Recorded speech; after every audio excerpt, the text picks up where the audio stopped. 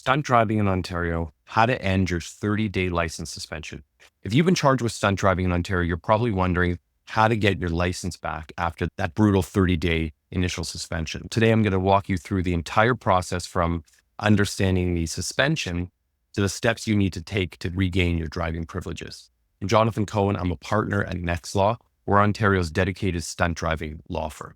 Now, let's break this down into three key phases. One, understanding the suspension. Two, getting your license back. And three, what comes next. I'll explain each phase and share some crucial tips to help you navigate this challenging situation. First up, understanding the suspension. Here's what you need to know. One, it's immediate. The moment you're charged by the officer, your license is suspended for 30 days. Two, it's non-negotiable. Your personal circumstances, no matter how pressing, it won't change this. And three, it's disrupted. Work, family responsibilities, education, everything is affected. While you're dealing with these immediate challenges, it is crucial to start preparing for what comes next. Remember, this suspension is just the beginning of your legal journey. Now let's move on to the most important part, getting your actual license back. Here's a step-by-step guide. One, wait it out. You can't do anything until the 30 days are up. Two, gather your documents, collect all the paperwork related to your suspension.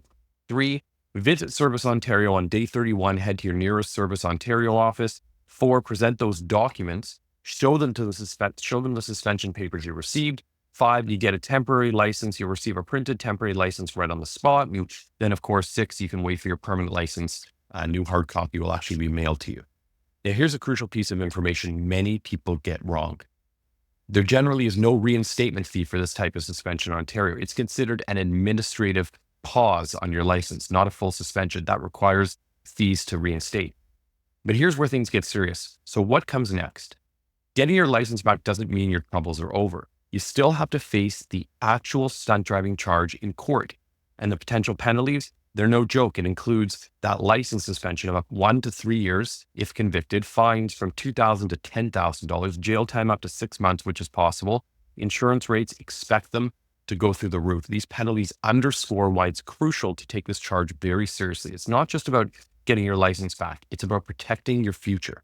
So what should you do next? Here's some key steps. One, seek legal counsel. An experienced law firm can help navigate these complex charges. Two, consider defensive driving courses. They can demonstrate your commitment to safe driving. Don't take them right away.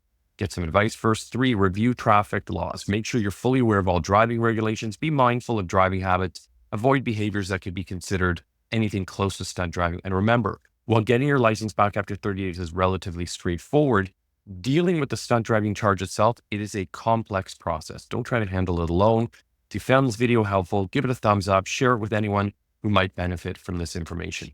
And if you have any questions about stunt driving laws in Ontario, you could always drop them in the comments section below or contact us directly.